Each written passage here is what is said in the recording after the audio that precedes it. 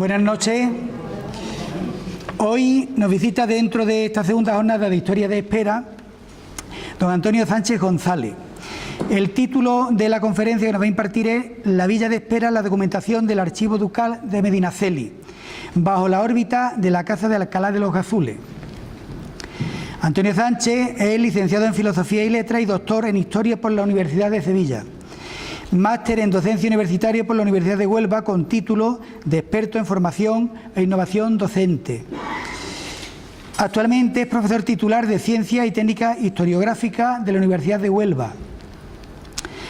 Ha sido profesor invitado en diversas universidades nacionales e internacionales como la Sorbona de París, la Universidad de Messina, la de Sevilla, la Complutense de Madrid, la Central de Barcelona, Alcalá de Henares, etc. Antonio es especialista en la nobleza española, principalmente en la Casa Ducal de Medinaceli y sus numerosas agregadas. Es buen conocedor de los archivos nobiliarios y de la documentación señorial. Por alguna razón, Antonio ha estado 20 años siendo el archivero de la Casa Ducal de Medinaceli, que ustedes conocen ya por otras ocasiones, se halla en la Casa de Pilato en Sevilla. Es autor de numerosos trabajos de investigación de temas archivísticos. Entre los libros publicados, vamos a mencionar solamente algunos, son muchísimos: la documentación de la Casa de Medinaceli, el Archivo General de los Duques de Segorbe y Cardona, que se publicó en Madrid por el Ministerio de Cultura el año 1990. El Archivo Condal de Ampuria, Historia, Organización y Descripción de su fondo, en Girona, en el año 1993. Medinaceli y Colón, la otra alternativa del descubrimiento, publicado en Madrid en el año 1995. Medinaceli y Colón, el puerto de Santa María como alternativa del viaje del descubrimiento, publicado por el Ayuntamiento del Puerto de Santa María en el año 2006. El Archivo de los Adelantados de Andalucía, la Casa de Alcalá, publicado por el Secretariado de Publicaciones de la Universidad Hispalense de Sevilla en el año 2014. Y últimamente en un libro en el que aporté un granito pequeño de arena, que era El arte de la representación del espacio, mapas y planos de la colección Medinaceli. Una cantidad enorme, son al menos 600 planos los que aparecen en el libro, que está a punto de salir, se ha terminado recientemente y está a punto de publicarse. Bien, y sin más preámbulo, le cedo la palabra a Antonio Sánchez. Bueno, antes que nada, buenas noches. Pues hace unos meses me llamó Manolo Garrucho, que yo no le conocía, y me dice: Antonio, organizamos este año la segunda, que en realidad son las terceras jornadas de Historia de Espera, y nos gustaría que hicieras una aportación, que viniera uno de los viernes, uno de los días, es en el otoño, hace por lo menos 9 o 10 meses. Y le dije: sin problema, no hay mayor problema. Dice: es que yo te escuché, o le escuché, no me recuerdo si me hablaba de usted al principio, en Borno, que hizo una cosa similar y me gustó aquello con un PowerPoint y todo lo demás. Y digo: efectivamente, porque fue el centenario del instituto, el IES de Borno, que como es el antiguo convento y era el 4º centenario, no me acuerdo, esa fundación de San Juan de Ribera, y aprovechando aquello se hizo una muestra documental, una serie de planos de Borno, porque de Borno hay unos planos que son muy bonitos, con mucho colorido, de Espera son un poquito más croquis, ¿no? Y entonces, al recordarme aquello, y él me recordó que yo había puesto un PowerPoint, yo, como tengo vocación de archivero, porque fui archivero 20 años de los Medinaceli, pues rápidamente busco en mi ordenador y busco el archivo de Borno, aquello de Borno, y entonces partí de ahí. ¿Este es el mismo presentación? No, esto es de Espera, no tiene nada que ver. Pero claro, siempre y cuando coincida un señor de Espera y un señor de Borno, que va a coincidir desde muy pronto, pues hombre, ya tenía un poquito del trabajo adelantado. ¿Por qué el tema documental? Hoy mi especialidad como profesor de universidad es el documento. Ciencias y técnicas historiográficas es el trabajo sobre las fuentes históricas, documentales y bibliográficas principalmente. Y había que darle una pinceladita. Entonces, ¿qué le ha aportado? Pues al final, pues una muestra de algunos de los documentos del archivo de Medinaceli relacionados con la Villa de Espera. Bien. Pero como aquella presentación que yo hice en Borno, que me recuerda a Manolo Garrucho cuando me invita a estar aquí esta noche, yo aproveché para hablar, hablando de los señores de Espera, como eran al mismo tiempo adelantados mayores de Andalucía, y ahora veremos qué era eso de adelantado mayor de Andalucía, es una familia, esto es Enrique de Rivera, en la que se ve, nobiliaria, en la que se ve perfectamente la evolución que tiene la nobleza desde el punto de vista funcional.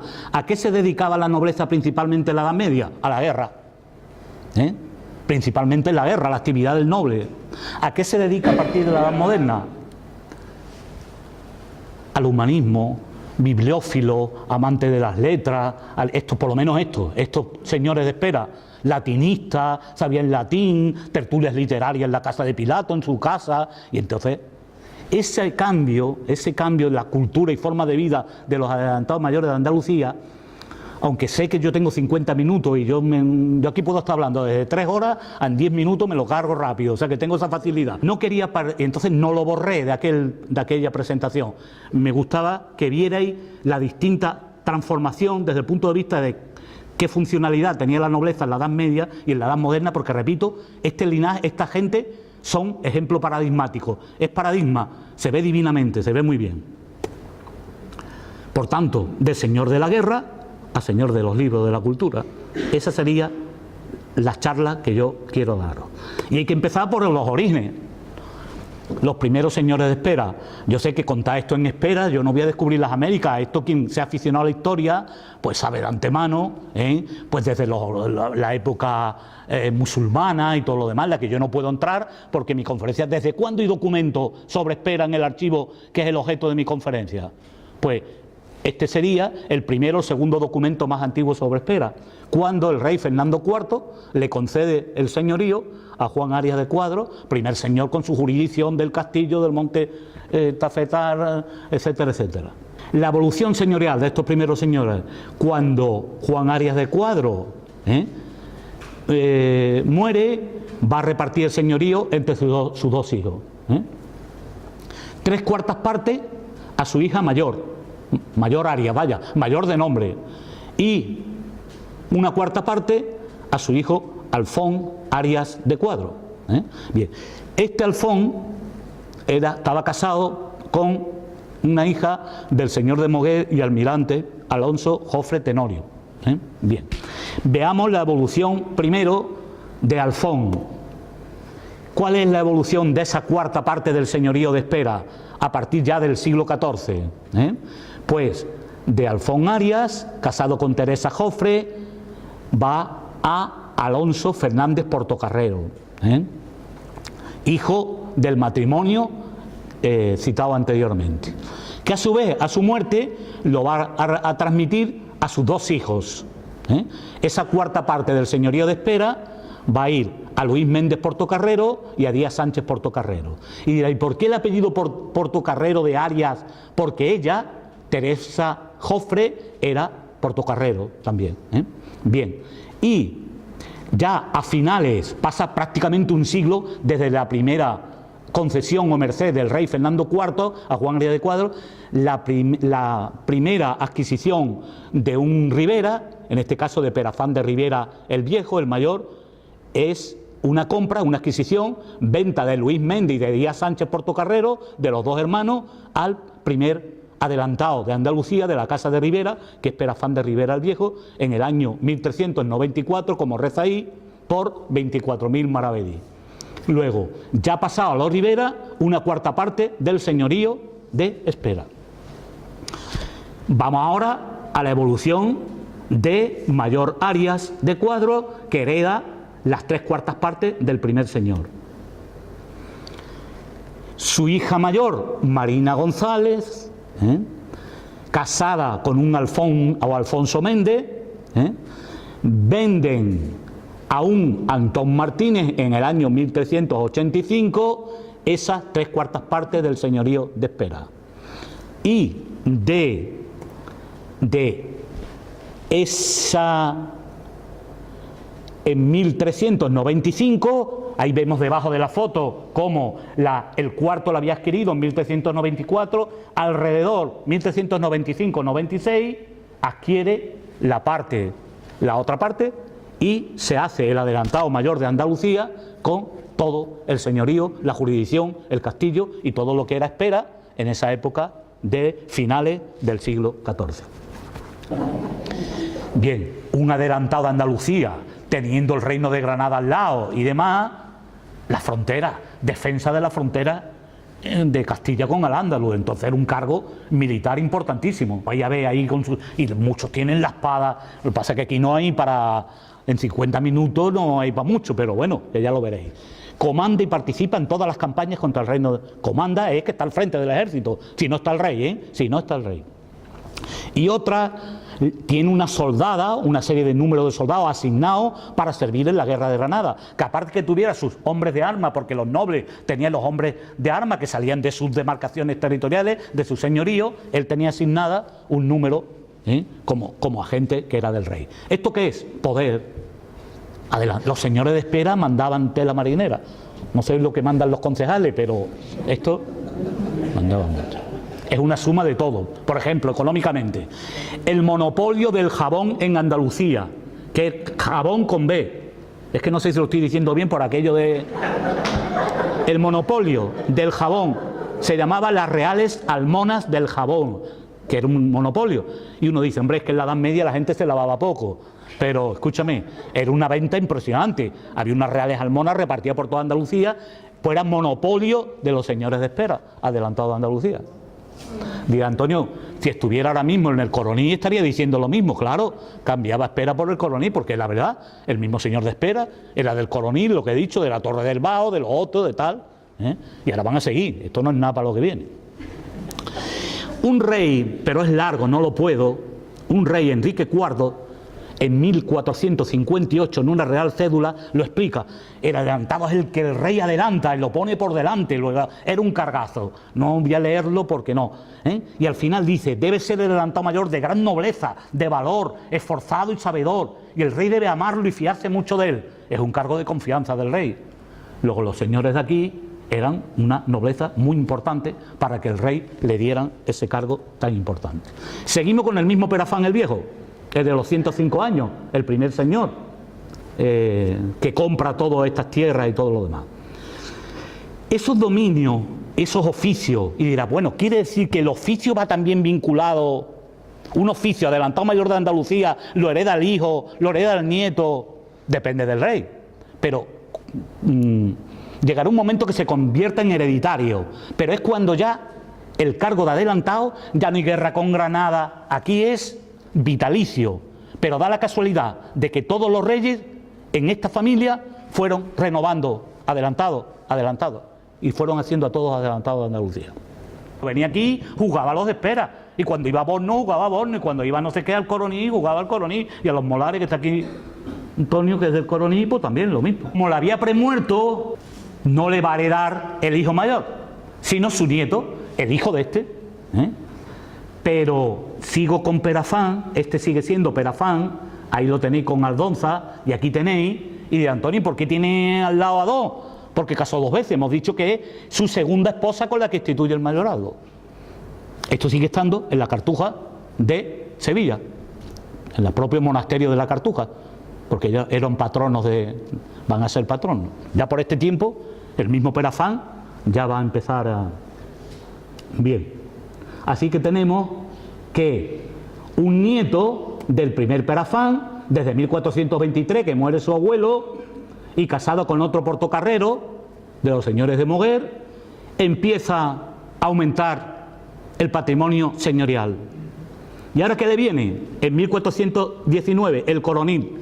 La C y las T es la vía de adquisición. C significa compra-venta, T por trueque o permuta. Luego, compra el coronil, trueque o permuta Cañete la Real en 1430, Torre Aláquime en 1430 también, y los Molares y la Torre del Bao en 1430, por distinta permuta. Bien, y el mismo Diego Gómez de Rivera, segundo adelantado de Andalucía, el mismo sirve como adelantado en las campañas contra el Reino de Granada, al menos desde 1431, y participa en la conquista de Iznájar y en otras plazas. Y frente a Álora, en la guerra, en la misma guerra, encuentra la muerte.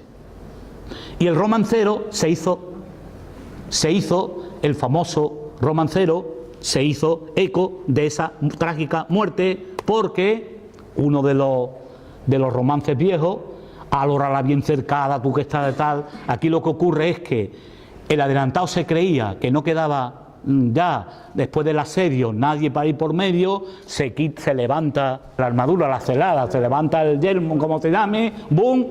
Y un morico que estaba subido en un árbol le atraviesa con una flecha la garganta y muere. Y ese realismo, ahí se ve un tío con un agujero en la boca, en su tumba, más cerca. Así se representó. Quiere decir que es una imagen en la muerte. Dirá Antonio, pero esto tiene pinta de ser posterior, esto es renacentista, estas cosas posteriores. Bueno, pero de alguna manera tendrían la fuente que sea para que, porque lo va a encargar, todo este enterramiento lo va a encargar uno de sus descendientes un poquito más tarde. En febrero de 1492, su segunda mujer, Catalina de Ribera, se queda viuda. San Juan de la Palma, el que hoy después de los Alba. Y dirán, entonces vamos a ver, los señores de Espera tenían 2 palacios en Sevilla, nada más terminar el siglo XV y nada más empezar el siglo XVI, ¿sí? Pero vamos a ver cómo uno va a hacer 2 palacios que quien haya ido se ve que son tan parecidos, que son casi gemelos y todo lo demás. Más bonito es Pilato, ¿eh? Es más bonito, tiene más de esto, ¿eh? ¿Cómo es que otro palacio? Pues muy fácil, lo van a entender rápidamente.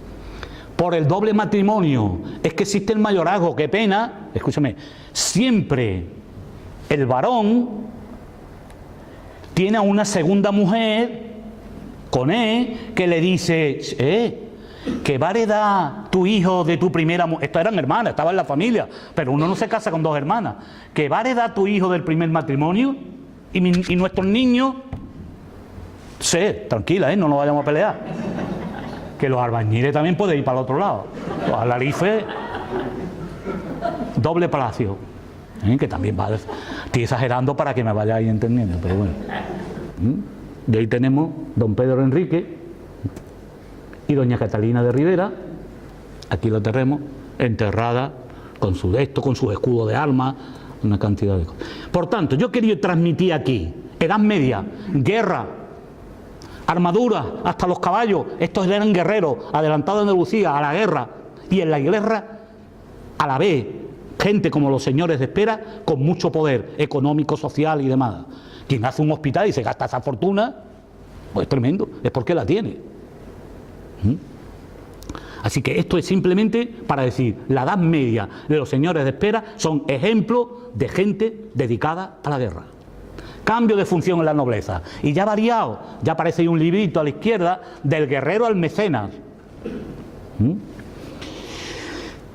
Hemos entrado en el siglo XVI, hemos visto ahí que va a morir en 1509 doña Catalina de Ribera, su marido ha muerto en 1492, y este es el Parlamento de Andalucía, este es el Hospital de las 5 Llagas, la fachada. No me puedo entretener y podría estar hablando, y por qué lo fundó, de aquí podríamos estar hablando. De don Pedro Enríquez Quiñones, de la primera mujer, doña Beatriz, el hijo primero de los 3 que he dicho antes, 1 más 2, este es el hijo, Francisco Enríquez de Ribera.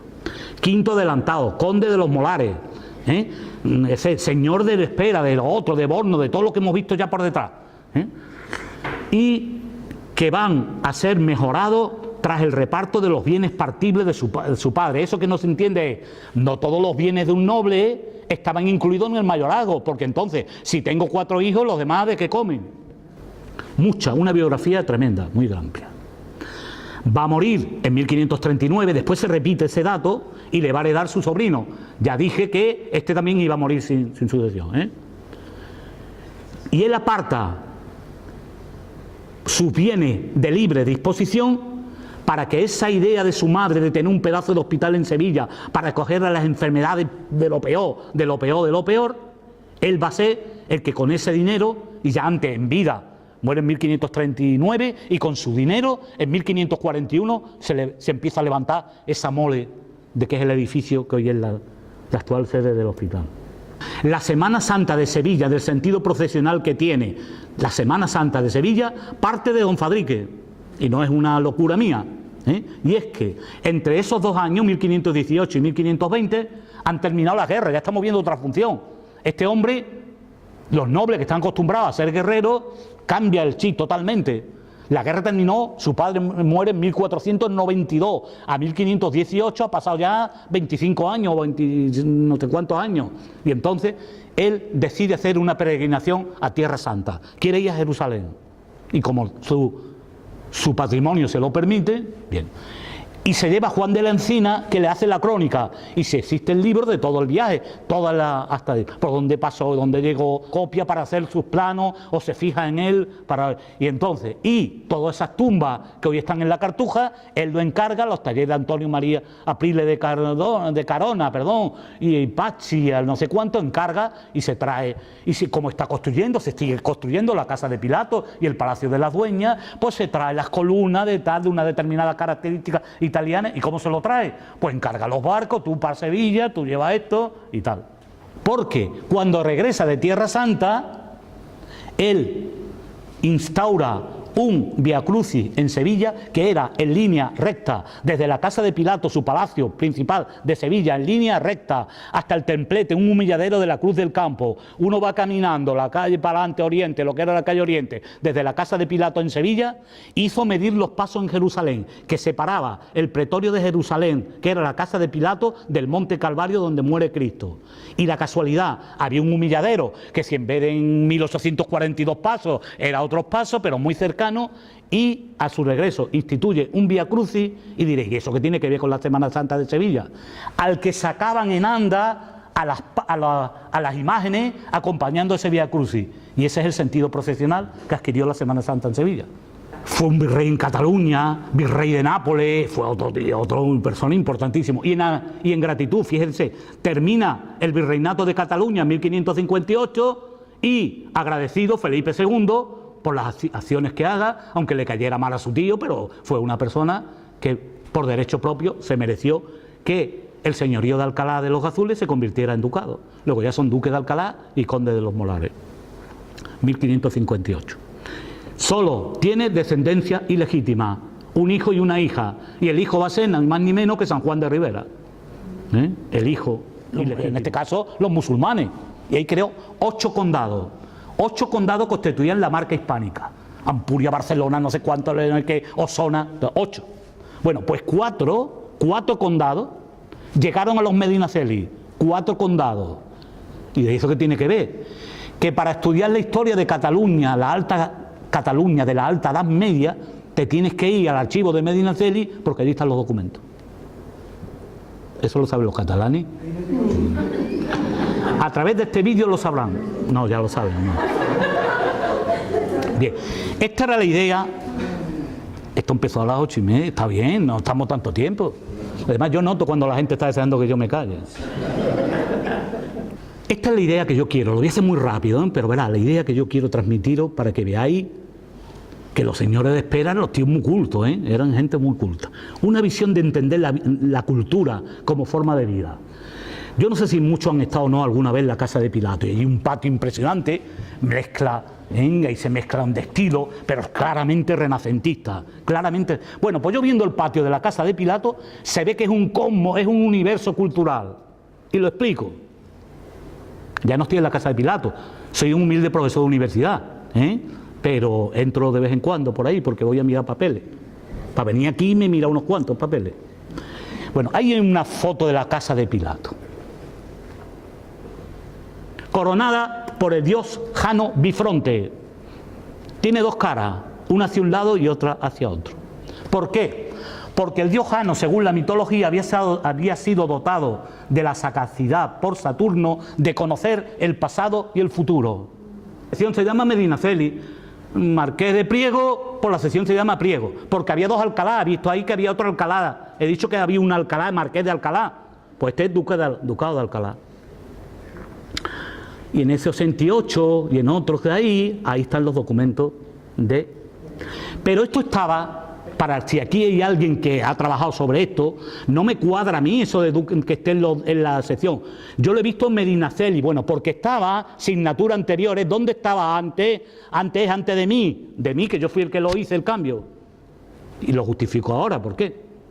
Pues estaba en la sección Medinaceli. Motivo: en un momento determinado, Bornos, Espera, estos señoríos, le convino, estoy hablando del finales del siglo XIX, le convino a una duquesa tenerla en su casa, se llevaron esos documentos, se sacaron el fondo de Alcalá, y cuando volvió el archivero de turno, no le dio el sitio idóneo, que era volverlo a la casa de Alcalá, y como lo mejor era el título, ¿cuál es? Medinaceli, lo meto en Medinaceli. Y yo, en honor a una tradición archivística desde los primeros inventarios, que hay Ortiz de Zúñiga y todos fueron archiveros de esta gente, o sea, la gente tenía unos pedazos de... Bien, entonces yo lo revertí, yo hice mi tesis doctoral de todo este archivo, hice 6 tomos, una cosa tremenda, y yo le revertí a su lugar. Y hoy, pues están en la sección Ducado de Alcalá. Y como es de lo último que me he dedicado, y viene ahí representado el castillo de Espera, la villa, está ahí representada así está representada. Pues qué mejor, que yo que venía a Espera, y que de lo último que he sido, lo que la colaboración es que yo muchas veces han sido más de 630 planos, y yo no puedo dominar todos los terrenos, De hecho, por ejemplo, mal ubicado por el IECA, Instituto de Estadística y Cartografía de Andalucía, por lo menos, no exagero, 50 o 60 planos de las tierras del Coronil, Los Molares, Espera y alrededores, digamos así, por lo menos tenían mal ubicados de 40 o 45 planos, 39, el 90%. Y yo muchas veces muy difícil, los topónimos y todo lo demás. Y entonces al menos, como fue cuando me pidió, por aquel tiempo, poquito tiempo antes, Manolo me había pedido esto, le voy a decir, pues hay que aprovechar. Y entonces le escribí, le digo, Manolo, mira, por favor, mírame esto si es de tu tierra. Y él me dijo, no, uno de los Molares, de los que le mandé, y de los otros él no sabía, pues yo lo he tenido que averiguarme la vida y todo. Y como era de lo último, pues él me ayudó por lo menos a identificar, y me dijo, muchos topónimos de lo que viene ahí todavía existen y demás, y eso saldrá en ese libro, va a salir un libraco de todos los planos. Siempre termino con mi bibliografía, y yo en realidad... El de arriba es una tesis que dirigí del Hospital de las 5 Llagas, y el de abajo, que también ha mencionado antes Manolo, el Archivo de los Adelantados de Andalucía, hablo de todo esto, es un libro que lo hizo la Universidad de Sevilla, bueno, después he escrito 2 libros más, después de este, pero bueno, que aquí nos han nombrado, y el Antonio, porque no tiene nada que ver, del Reino de Jaén, de otras historias y todo lo demás. Y nada más, una foto, ahí lo tenéis, del ayuntamiento vuestro, nada más, que muchas gracias.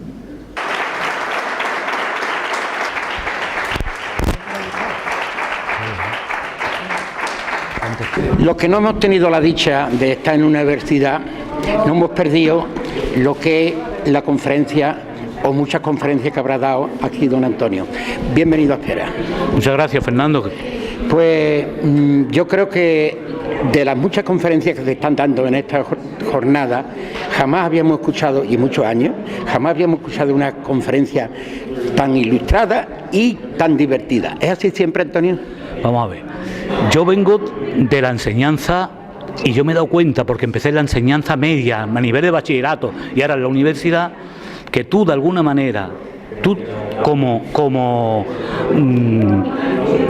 profesor, y en este caso como conferenciante, tú vas viendo la diversidad del público, tienes que fijarte y adaptarte al público. Entonces yo, que tenía un corto espacio de tiempo para decir muchas cosas, tenía que hacer algo ameno para que aguantaran 1 hora y 20, me tiró 1 hora y 20. Pero entonces no es tanto mérito mío como de la facilidad que tengo para captar auditorio, y hago una cosa más amena para que la gente... Primero decirle que nos autoriza divulgarlo en nuestro canal de Telespera en internet, pero también decirle que tenemos que recortar un poquito, porque ya nos lo dice también nuestro querido Manolo Garrucho Jurado. Claro. Así que para nosotros ha sido un placer, y creo que las personas que tengan la ocasión de ver este reportaje disfrutarán como los que hemos estado aquí presentes. Muchas gracias. Y viene desde Huelva y tiene que volver, ¿no? No, vivo en Sevilla. Ah, vive en Sevilla. Bien. Soy de la Universidad de Huelva, pero vivo en Triana, así que allí tienen ustedes vuestra casa. Igualmente le digo, bienvenido a Espera. Venga. Y muchas gracias. Venga, me alegro mucho que le haya gustado. Vale.